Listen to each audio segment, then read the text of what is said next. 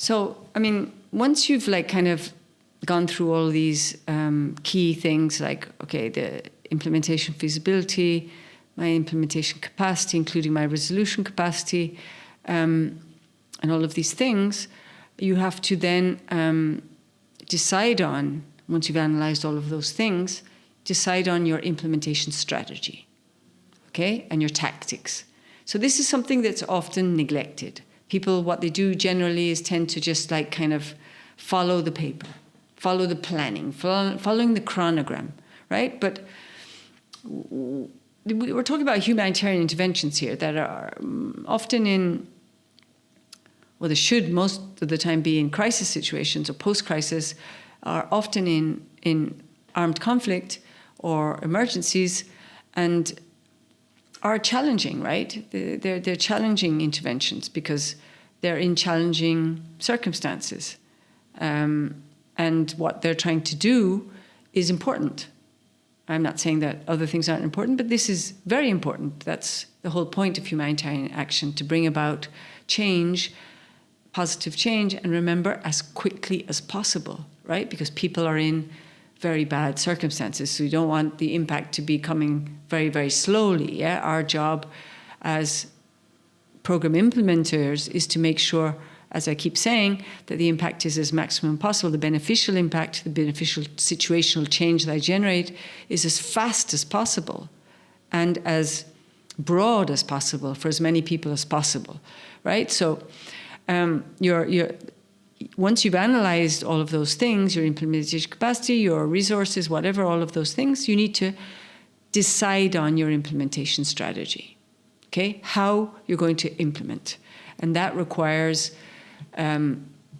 adjustments, right? Adjusting your original design if the situation has changed, understanding how to work to your strengths, how to minimize your weaknesses in your capacity, how to resolve root causes of constraints, problems, blockages, how to anticipate problems.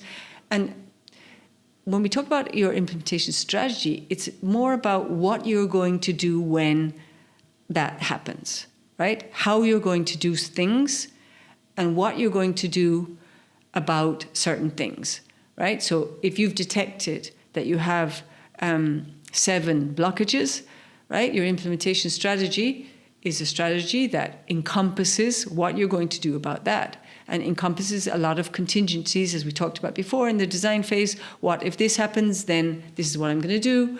You have the answers, yeah? If this happens, you already know what you're going to do. Your team know what you're going to do. So there's faster reactions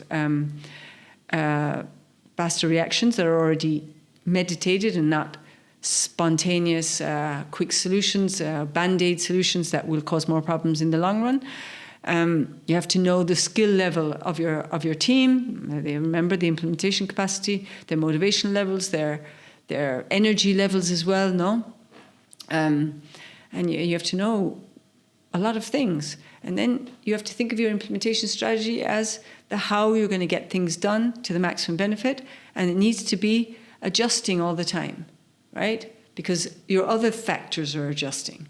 People's situations are changing, your capacity is evolving, your resolution capacity is evolving, everything's changing all the time. Different paces, different degrees, but they're changing. But you always want to be going for maximum impact at all times. So your strategies and tactics need to be changing. You won't always have the same networking strategy, right? You'll have your networking strategy should be targeted to neutralize, anticipate, mitigate, resolve, etc., the different problems you're having, and improve your impact power, let's call it, right? So it shouldn't be like this kind of random, routine relationship building. It should be targeted, strategic relationship building, no? There's a lot of talk about, okay, there's sometimes in organizations that not too many strategists, right? There's this thing, and I don't think this is, or have I said too much emphasis on strategical thinking, right? Neither for me are the thing, right?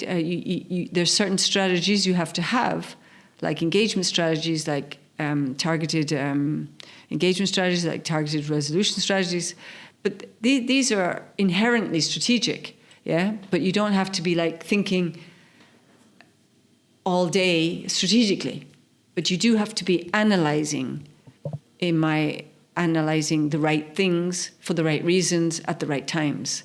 Yeah, so it's kind of a false argument, no, whether program managers or not, or who should be a strategic thinker, who shouldn't, no? Sometimes you'll need to be thinking strategically, sometimes you'll need to be thinking tactically, and sometimes you'll need to be thinking getting things done, simply. Yeah, so it depends on the situation, but you always have to kind of have an overriding connection, a strategic connection between design, implementation, what's happening with my impact, what am I generating, what's happening with the people. You have to, yeah? So this should be something as well that it's not you to just do, you should be doing it with your team, you should be doing it with involving your boss, and it should be always just one overriding criteria, which is enhancing my capacity to build and generate more impact. We've said it all the time. So check how you and others manage, motivate, engage, build relationships, lead, react, skill up people, have a growth mindset.